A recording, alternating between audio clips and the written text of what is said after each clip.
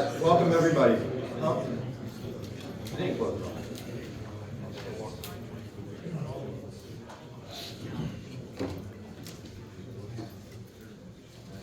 Got so nice and quiet. Welcome everybody to constant tension and its importance in the glue pulling process.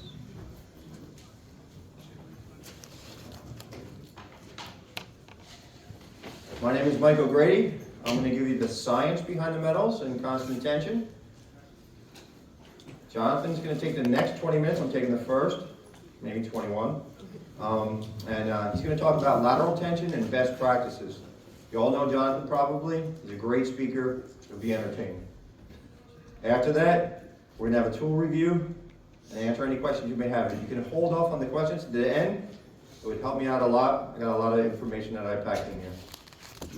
So my name again is Mike O'Grady, and this is how I got here. My dad owned body shops. I worked at a very young age. Was a painter for the last 15 years of that.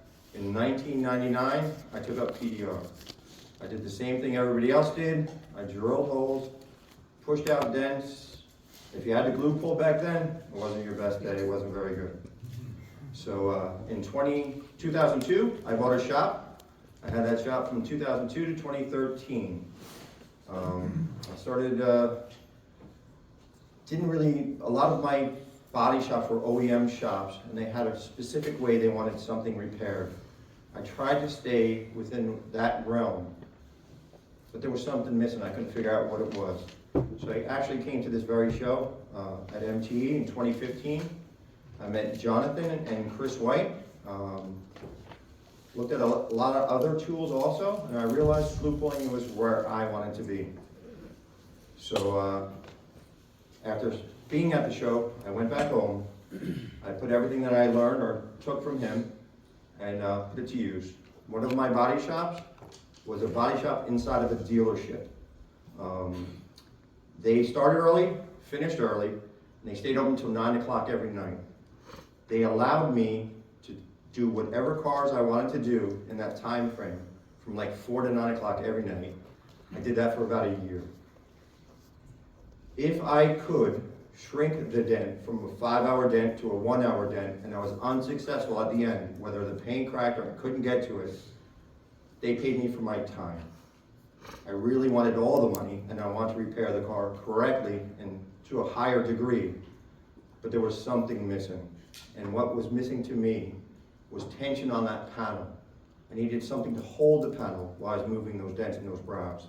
And that's when I started a prototype, I guess in 2020. And it has springs in it, and it held the material for me. And that's what I needed. That's what we'll talk about today. So my topics are identifying panel composition, maintaining the structural integrity, simple stress in a panel when distorted, and constant tension and how that helped me. At the very end, I'm going to show you some examples. Not all dents are created equal. In the 1970s, there were 7 different types of steels used in cars. You hit something, you went through the windshield. Today, there's just roughly under 300 types of materials, types of steels. They're all different. All those steels are engineered to be either soft or hard. Move the impact of energy around the occupants into the floor or into the roof around you, keeping you safe. The main way for them to tell the difference between all those different 300 materials is their megapascal rating. It tells them the hardness of that material. 1 MPa is 145 pounds per square inch. That's how they decipher it. So to move 1 MPa, you have to have 145 pounds of force in 1 square inch. Modern cars, the outer sheet metal that we're working on, are anywhere from 185 to 600. So it's a big realm there. And you can tell the difference between the two, right? It's pretty large. Here's an Audi, 2019 Audi A7. Here's a breakdown of the mixed materials that I was talking about. The hood, the deck lid are aluminum.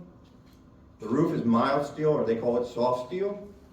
The quarter, the roof rail, and the rocker is also mild steel. The doors are aluminum, and the fender's aluminum in this model.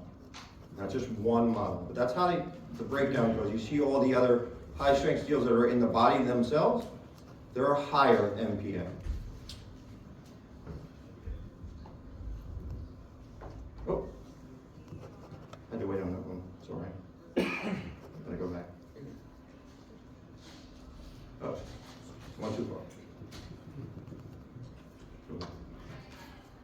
Okay, here's a 2018, same thing, an Audi, same model, different make.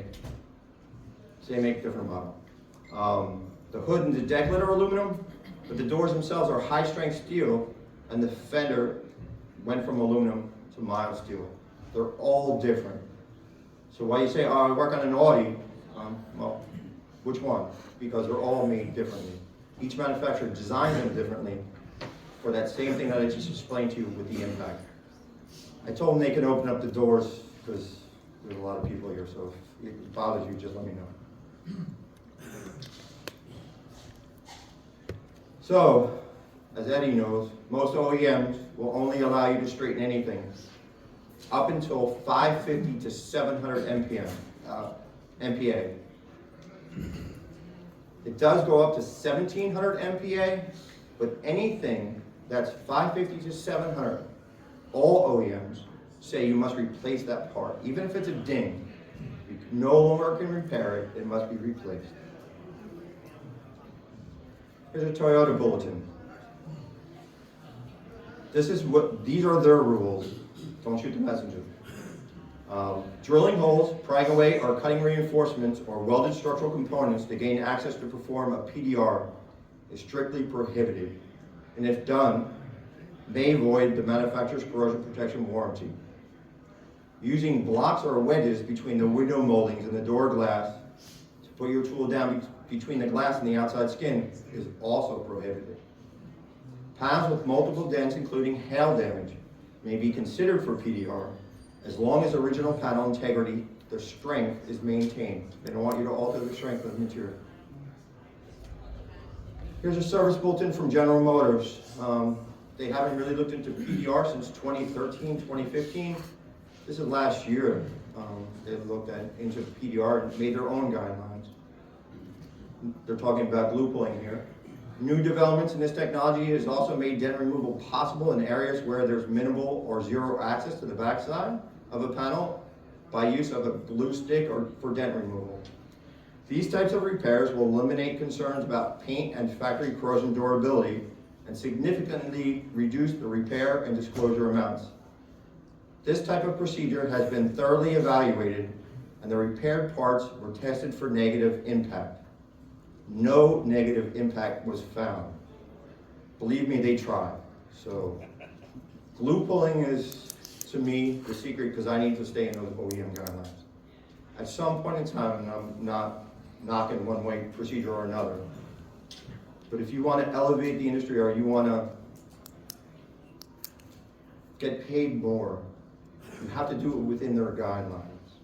We were taught in one specific way, not necessarily what the OEM wants.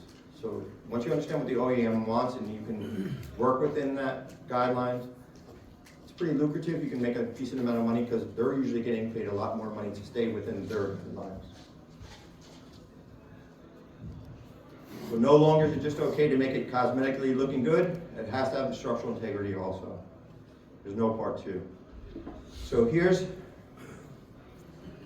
when I was searching for that answer of why I needed tension, I looked up a million different things.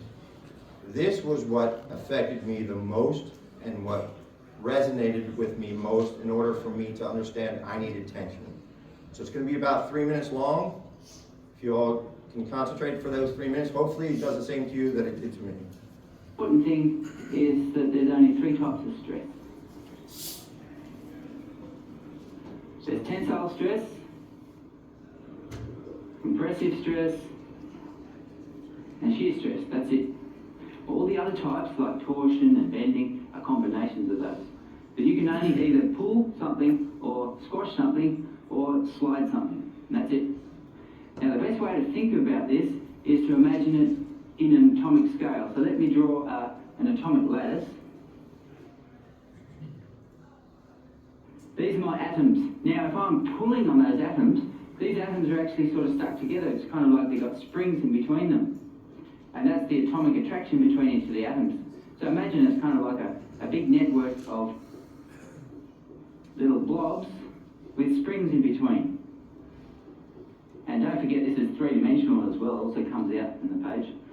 if they've all got springs in between, if I pull on those, then these springs here are going to be stretched a bit, and so that when I let go, the springs will bring it back.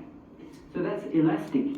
So every time I stretch them, when I let go, the springs bring it all back to where it was to start with. The same happens when I do compression. If I try to push those together, those springs are now getting too close. Those atoms don't want to be that close, and so when I let go, they're going to spring back to where they were to start with.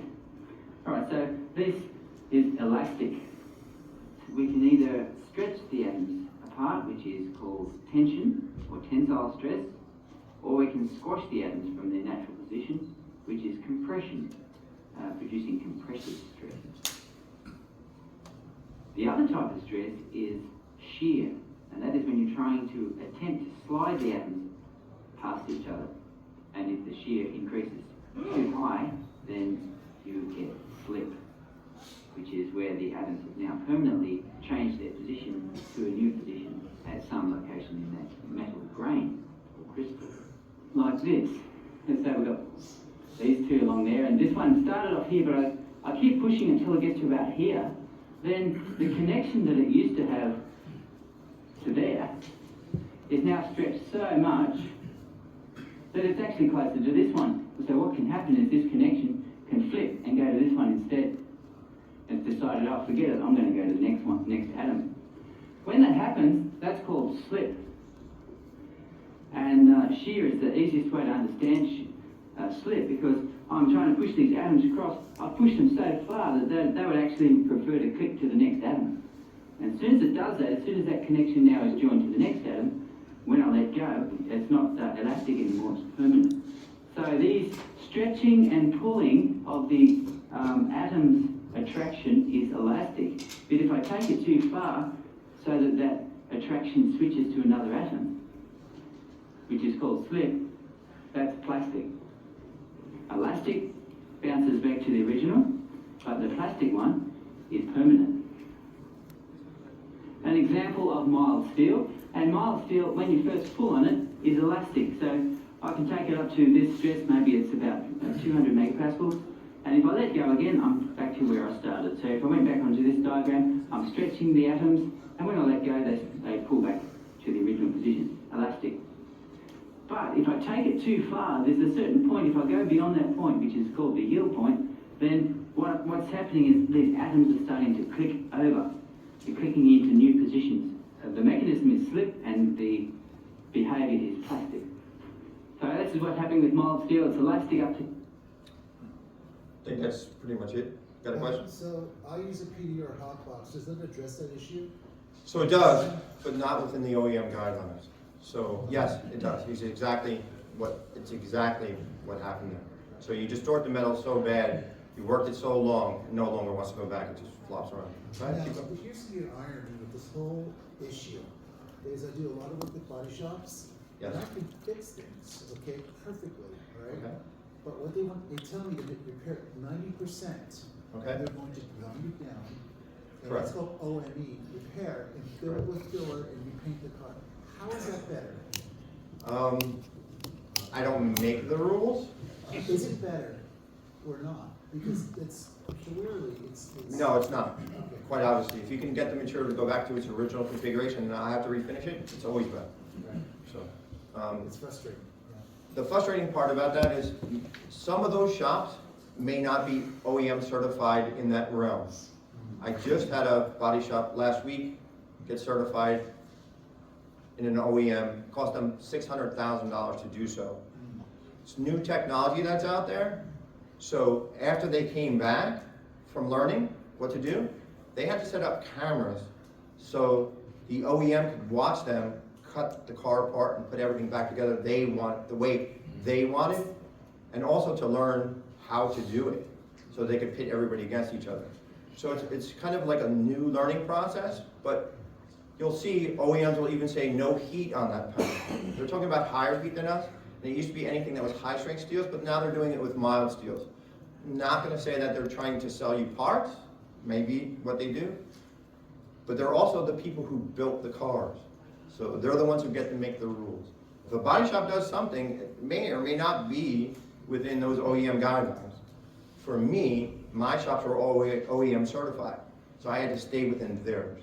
So when I'm starting to brand this service as a ecologically friendly repair service. Okay. And I'm really challenging OMB certification, but their process is dirty, it's bad for the environment, it's also isn't cost effective, and it's bad for the product. Okay, all valid. Yeah. You make no VOCs, they do. I So, know, but yeah. it's creating a response in people. They're seeing this, and they don't buy it. Okay, completely understood. I only got 20 minutes, so I can't answer any more. Keep the Yeah, questions I can't really answer any more questions. Get me at the end, he's got his time, he's got to go. So, for me, I would put my tab on, I glue my tab, I'd use a ratchet strap. When I had ratchet strap my dent, say it had browse all around, it would pop, right? So as it popped, it would recoil back, right? That's exactly what he's talking about. So it's going to recoil back now, and those atoms are going to get dispersed in different directions, maybe not the ones, the way that I wanted them to go in. So sometimes I would try to stop before it did pop. You can or you can't, it doesn't really matter one way or the other, but in this scenario, you'll re-ratchet it again to get that tension on there so you can beat those brows, right? So now you're overstretching the panel, those atoms locked up differently, so when you tap down those brows, many times, not all times, you're flattening the panel. You're not getting that metal movement going into that pit where you want it to go, where your tab is. It's hurting you and it's stopping you from doing that. If you do it too many times and you get it all, as you said, you can use a hot box or something else because now it's all pretty much waffled. For me, or for anything that I'm showing you today, you're no longer within those OEM regulations, can't get all your money. So if these guys say these are the rules and you can do it within the rules, you can get whatever you want. Like, you have to understand. So I'm just showing you different scenarios. So with the constant tension tool, when I made it, this is what I realized. I put the tab up, put the tool, attach it to the tab, start ratchet strapping. Okay. Don't have to put nearly as much pressure on it. There's two springs inside, but a weak one and a strong one. You don't really do what you're accustomed to doing. You just get a little bit of pressure on there. In doing so, I don't get it to recoil. So say it does pop, it locks straight up. So I'll show you some examples later on, but it doesn't give it that opportunity to go back and do exactly what that gentleman just said. I can start tapping now. I'm in control of it then. The material's not dictating to me at that point in time. I'm dictating to that where I want that metal to go. So if there's a brow, and I tap on the left-hand side of that brow, and I'm trying to get that to flow to the deepest part, and it's not doing it, I can just stop and go to the right side of the brow, start tapping on that, and get that to move. It gives me a lot of different alternatives. Each and every time that I do it this way, I never get an oil can. It completely tightens up the panel. I've never gotten one. I stayed within the OEM guidelines, and I can request a little bit more money for my time. Each time that I do something, should I have failed at it before, I never went back to that same thing that failed me. Even if it was the material, the paint was just not good paint pulled off or did whatever, if that was a problem for me, I never went back to that. That made me, it took me longer to make that repair. I need to request more money. And I never really had anyone say to me, no, we're not gonna, we can't give you that. Once you explain to them, this is what you're doing, and that you're staying within those guidelines, okay. That was my scenario. So here is a fender that I think it was a Jeep fender. Don't advise electric nailer, but it's a little advanced, but Jonathan's blending tool on the end. I have tension on my tool, and I'm using that to vibrate those brows down into the area where I wanted them to go. It's doing exactly what I wanted to do. I could stop, move everything around. As you see here, the throw of the arm, the spring's holding everything. I can put it wherever I want. I can finish it off that way.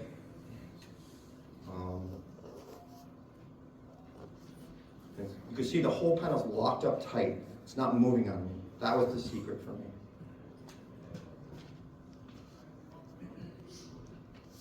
That's the panel one done. Stick with fenders because fenders were easy for me to show. There's nothing really behind them like beams or braces and padding and NVH foams and other things that are gonna alter your thought process. So I'm just gonna stick with fenders and show you some dent examples. Here's another front fender. The deep crease was a little bit above that character line. You can see it where the impact zone is. The top part showed brows. The bottom part, when it rolled over, had crowns. So I would put my tab right where the deepest part was, pull straight out. I was able to tap the crowns up, beat the brows down, and it worked completely right out. I'm going to show you a video all the way through. I'm limited on time, I can't really go with a lot. Here's another fender, completely different. Top's got a really severe locked out brow. Normally, you would pull, or I would pull, on that character line in the middle. That's where the strength is. Can't really do that the way that I want to do it with tension. So I opted to go for that lower edge, so I didn't get that blowout, because you know, looking at the tension in that, if you've been doing this for a little bit, that edge is all going to blow out. It's way too weak there. When you put that pressure on there, it's just going to start walking around and you're going to be chasing it all the way through that fender. So here's that tab, and here's me tapping. You can see the fender's not moving anywhere. It allowed me to lock up everything the way I wanted to. It didn't start walking all over. I didn't need a hot box or anything that adds carbon to the panel and changes the MPA. All of my stuff, it has to still retain that same or very close MPA. So when I first realized, this is actually the first door that I did when I made a prototype tool. So I looked at the gentleman and said, can you take this down? And I'm like, I'm gonna give it a shot. First thing that I did is I got a blow up of how that door's made. I saw where the beam was. The beam wasn't in the area where the dent was primarily. If the beam is bent, every OEM tells you you need a door. Can't repair it. Again, I don't want to break that, so that was okay. I also use what's called an endoscope. It's very simple, very easy. It's got a QR code there if you want to scan it. $20, $25, you can get it off Amazon. I shove it down the door, works off my phone. This one's not a Bluetooth, most are Bluetooth. Shove it down the door, you can see everything in there. You don't have to look up what's going on here. You'll know what electronics are in the way, you know what beams are in the way, you know what padding's there, you see everything. It's really pretty helpful for me. So here's that same door, that's what it looked like. One more minute? I'm good. You're tough. I need you all the time, Jonathan. So here's it in slow motion. You'll see the tool held the panel from going back in. That was a secret for me. Oh. I think I have one more there. No? I lost it? Okay, I had one more with the end result, but I guess we lost that one. Well, not a big deal. But that came out good, I got paid. I think I'm 30 seconds early.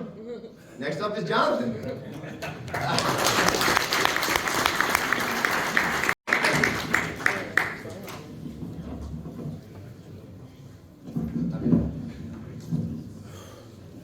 Hello.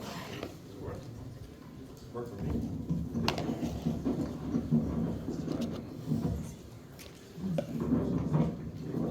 Can you hear yourself? Yeah. How did you do the first time in front of an audience?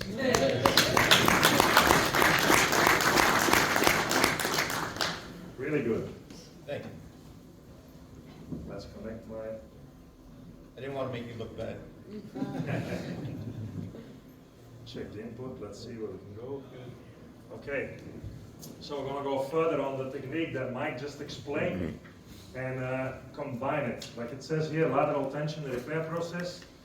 Getting into retention. Why retention? Why that name is to combine pressures and tensions that will help us in the repair process. Is it new? Well, this is a video actually from a German company that's online since, you see, 11 years ago. So are people using lateral tension for a long time already? Yes, they do. It got more popular the last few years but lateral tension goes way, way back, way longer. What did we have in the beginning? Well, the collision guys amongst us know that we had these type of clamps, we had bolts, we had welding, and we had hydraulics, we had a whole bunch of stuff to use. But what changed the game today for us, in the past it was this, but we don't need to turn that door around to show you how the edge looks after you've been clamping and pulling on a door or anything else. Or for the same matter, grinding and welding and mudding even. So what changed for us?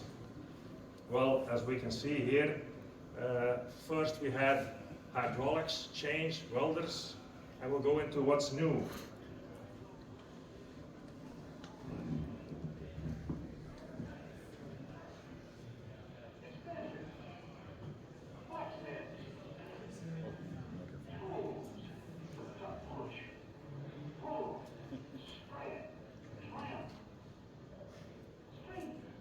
This guy was ahead of his time.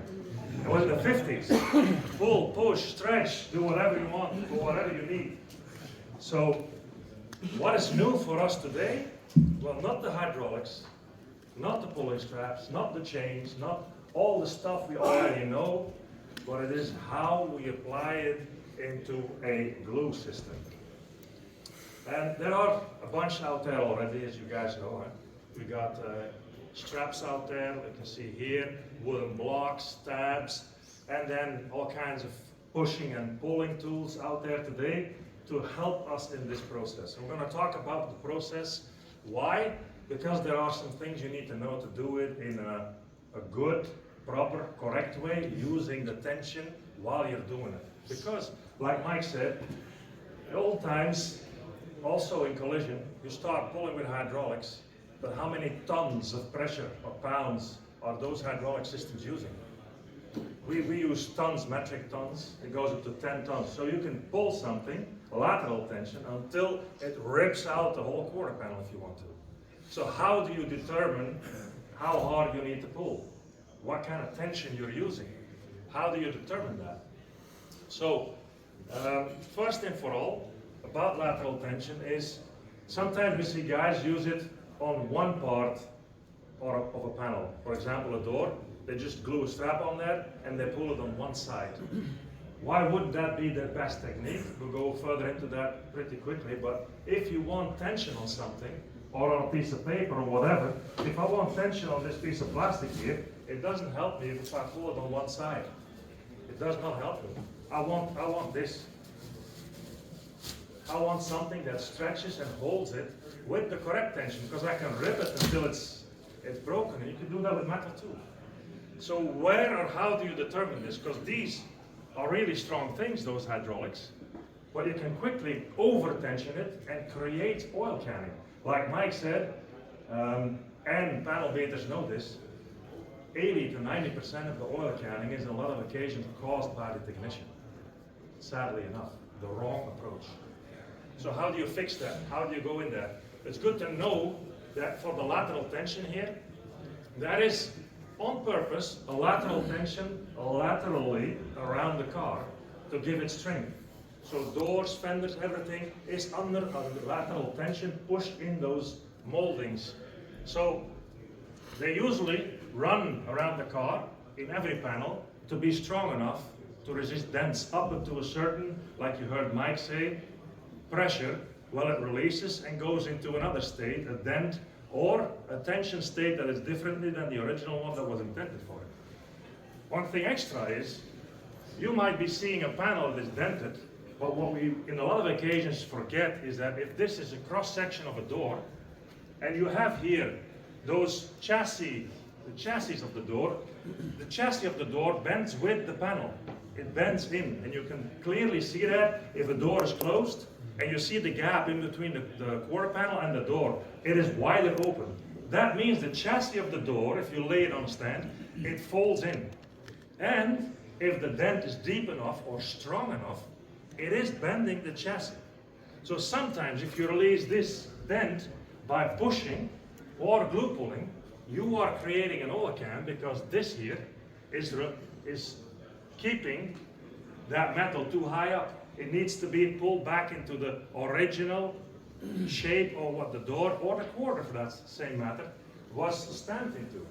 So lateral tension is helping us there to make sure that if we pull those edges back from those doors, it will release a lot of pressure here and help you bring out that bigger dent way faster than only pulling it here with a strap or whatever you do, or a really invasive impact with a big tab and a slide hammer. Like we saw, if you want to have control and retension a panel, and you would attack it with a big heavy slide hammer, you want that tension and that molecular metal to jump into its original state in one big heavy pull without any control. So what would you choose after what you heard today? Do you want control to bring it back to its original space, or do you want to just yank it and maybe create a lot of oil candy and hope that the tension of the door itself will bring it back to original? Well, I would prefer, like he does, control the whole thing. So what are necessary steps today? Of course, the prepping of the panel stays very important if you are glue pulling, lateral tensioning with a glue system. Why? Well, cleaning it with alcohol, polishing it to give it a good adhesion. Polish really cleans the metal or the paint thoroughly to have a good adhesion with the glue that you're using. Temperature, of course, if you're a mobile technician and you are on the road outside and it's cold, you want to create warmth that the hot glue accepts the warm paint that you're working on. But also, for me, I didn't think 10 years ago I would say it, but for me this is as important as the adhesion of the glue. Because you have glues today that are really strong, but you can't get them off. So the glue needs to release really clean with the alcohol well. Because what is the goal here? You're using glue pulling, but then you have to clean up of an hour or two afterwards. That's not the goal here. So use a glue that releases clean. For example, you have Kamoto, Anson Collision, Kiko Collision, Tab Weld, and others. So next step, this one here became way more important than before. Because heating up a glue gun and repairing a hail dent is one thing, but gluing all this real estate here, it's something completely different. So that means you need a professional glue gun, a collision gun, that melts enough glue that you can fill up those feet. I saw you last week a comment on Bryce Kelly online. I'm so sick of waiting on 3 glue guns to heat up all my glue that I can fill my feet to start pulling. Because the adhesion of this glue to your panel has to be really, really good, because the forces you're using and the tool hanging on the door, it needs to stay on there during your repair. You do not want the lateral tension tool to jump off while you are using the tension. So make sure you have a good glue gun. Pretty soon some really interesting professional stuff will appear, but the older glue guns, the simpler ones that were designed to do your glue pulling in hail repair in small dents, mostly when you start using them and you squeeze half, even a third of that big tab, or bigger tabs, or a wooden block for that matter, it stops and squeezes out sausages that don't do anything anymore.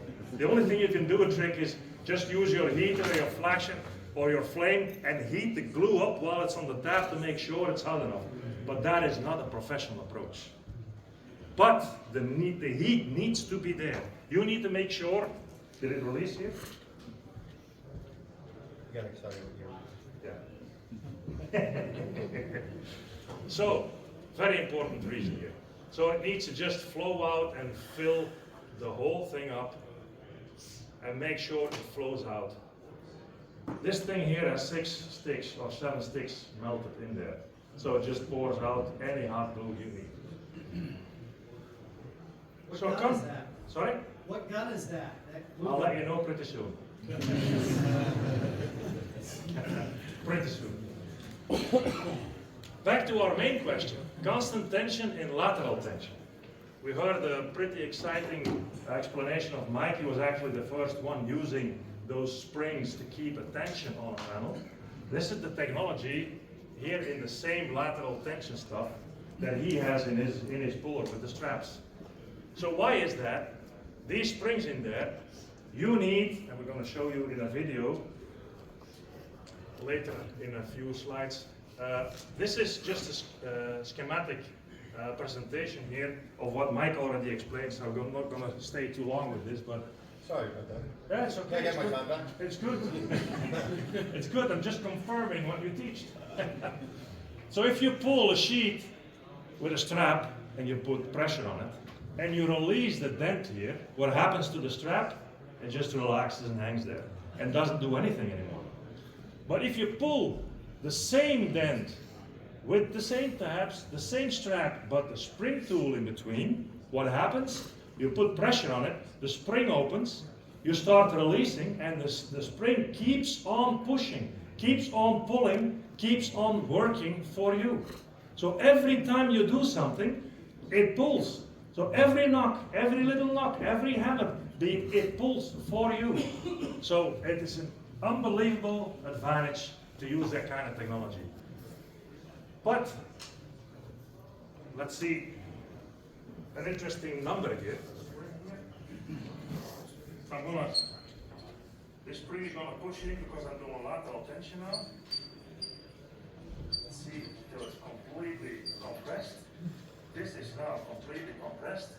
So, and then you have 100 pounds of pressure on your repair, and you're not pulling with the retention tool yet, because now the spring is in. I can now start pulling over pressure.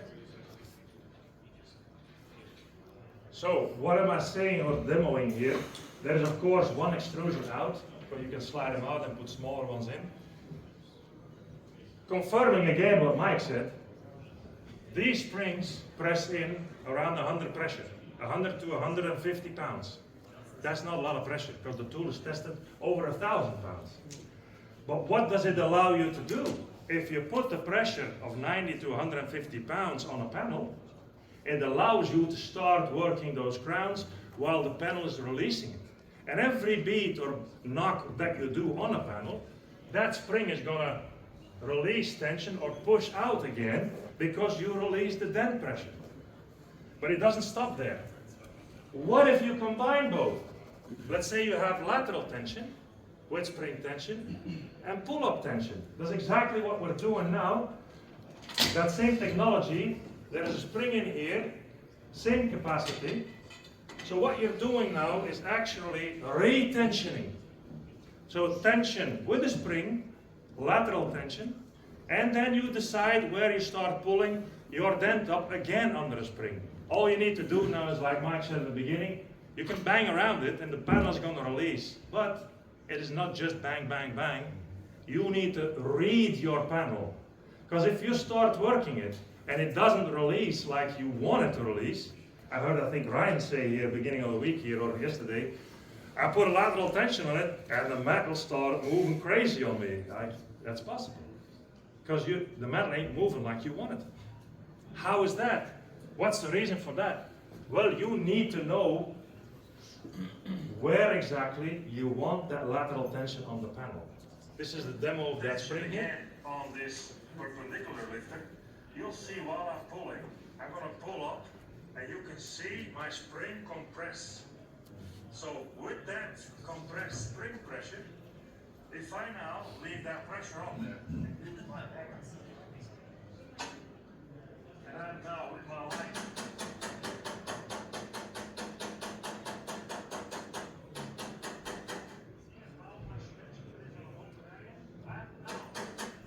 so you can see here the 2 feet are pulling lateral tension. The smaller tab is pulling up the damage that was left, that the lateral tension wasn't able to release.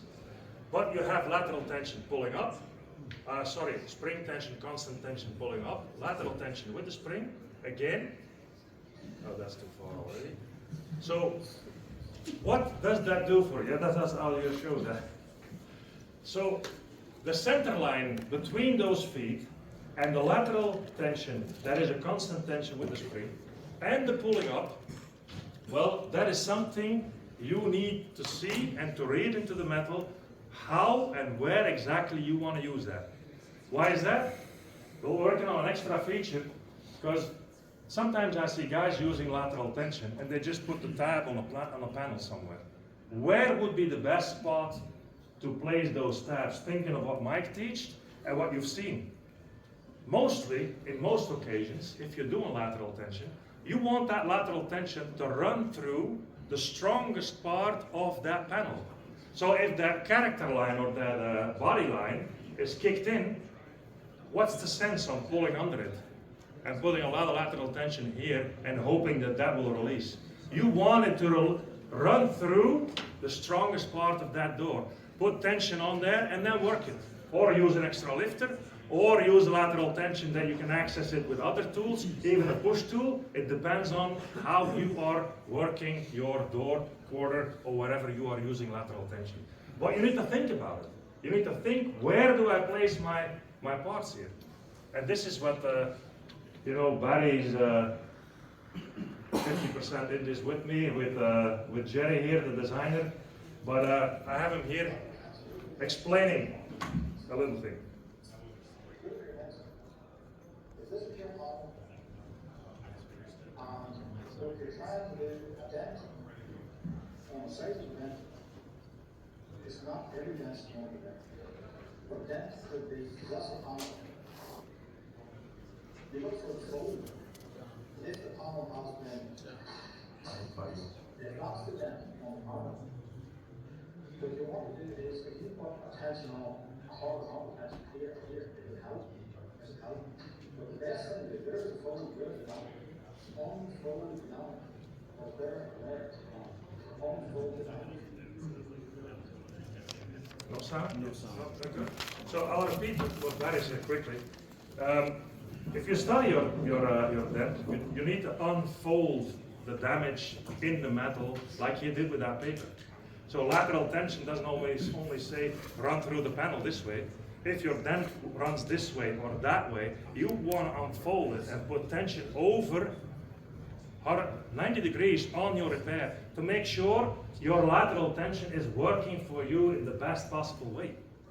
Because if you are fighting with your lateral tension against the natural flow of the metal that you're looking for, you probably will create oil canning. That's something you wanna miss for sure. So how about the feet? These feet on ball feet, they act a bit like the straps that you're using and the straps that you're gluing on a panel. Why is it so important? Well, if I would ask how many of you have something that is doing lateral tension, how many are there here? They use lateral tension today. Look at that, really good. Very good. So you know then, if you place too small of a tabs on the wrong spot and you put a lot of tension in there, you are distorting the metal where you glued them. And you need to fix the places where those tabs were. So the thing is, if you have tabs with ball feet that are following your metal, where the feet are big enough that they don't dive into the metal, or straps, or stuff that is movable enough, then you are working with the metal flow. You're not fighting. You put pressure, but if the metal wants to flow this way, this is a deep dent that I'm not going to discuss the OEM possibilities or not of this dent. Just an example. But that is exactly what it needs to do. It's over the top, but then the feet need to move with the metal if you want the correct metal flow in your repair. So the next slide is an example of what is possible. But as we've been seeing today, not always recommendable OEM-wise. It's just example. This is the same door we saw. It's for the bin normally, but it's a good way of using it as a teaching tool to see how it behaves.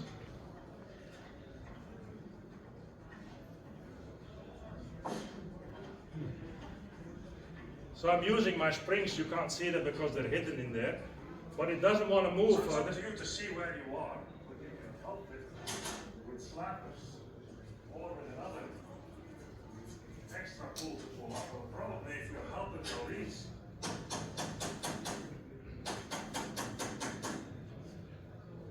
and there's one tiny little thing, this kink here, blocking this dent to not release. Unbelievable, this tiny thing here.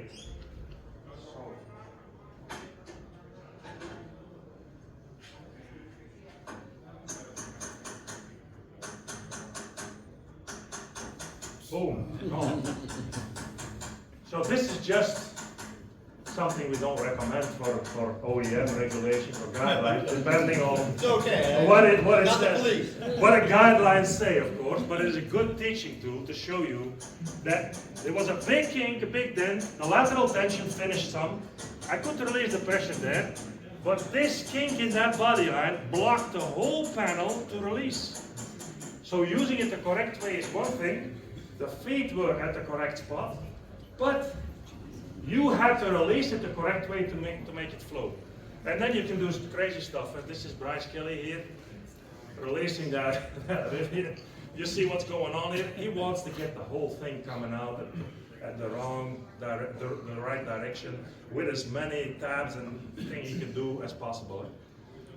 Quick question. Using lateral tension to take tension out of the seams, is that a possibility? What do you mean with the seams? The seams of welds inside the panel, where it makes a crease along the edge, Yeah. and when you use the lateral tension, you get that to release.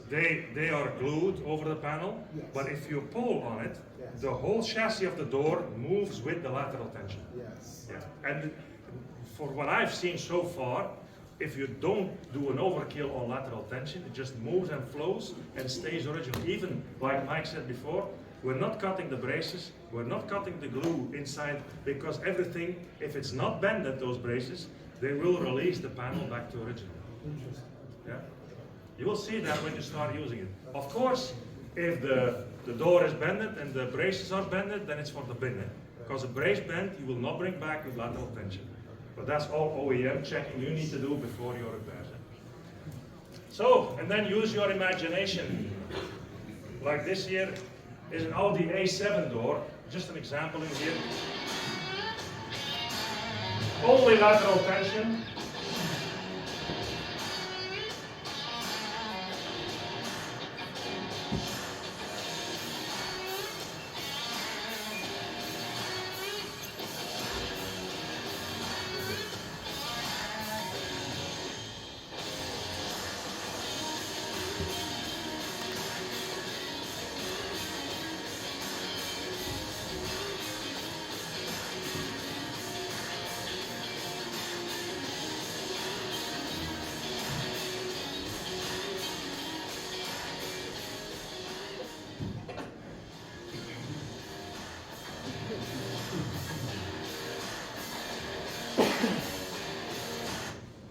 So the thing with this aluminum door here was the chassis and everything, you could see it was just pulling the whole thing and keeping it in.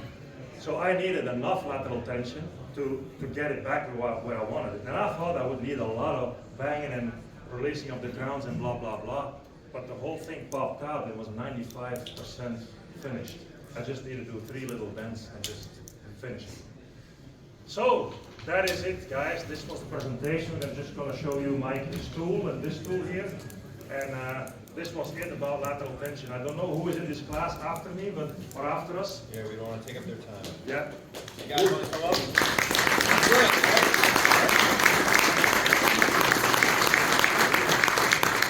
If someone's waiting to come in, just come in, and we're just going to accept questions while we're waiting.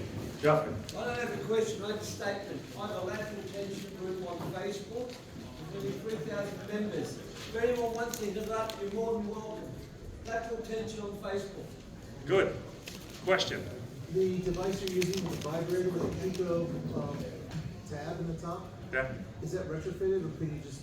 It is retrofitted. It's actually a nailer. You put nails and stud with that. There's a couple of people in this industry that have done it. It's pretty cool. You can ruin a lot too, so you gotta kind of know what you're doing. One thing he did leave out real quick before you leave. My way does not work well when it's on an upper surface, a hood or roof or deck lid. His does. His you can set up and do exactly the same thing that I'm doing this way on an upper surface. My way, I like my way better. Besides, I'm just saying. But for him.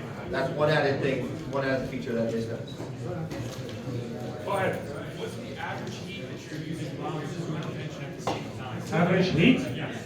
Just the normal heat that you use glue for, 30, 40 degrees Celsius, around 100, how much? Under 200 degrees, so you're not melting the paint. Anything under 200 degrees. It's safe to knock on, because if you go too hot, you're distorting the paint. So the normal safe range of temperature.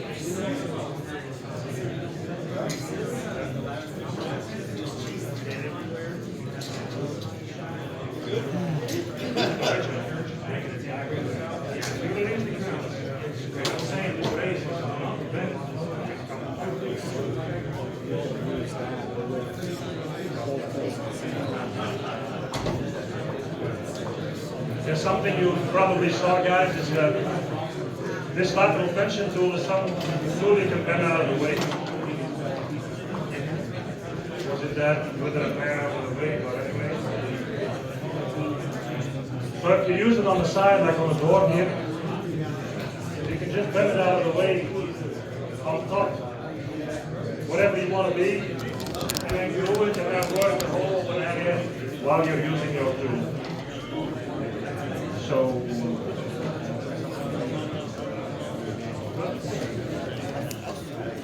who's the next one here coming in? Where is he?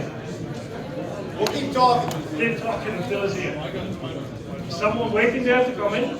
To teach the next hour? Yeah. Come in, come in.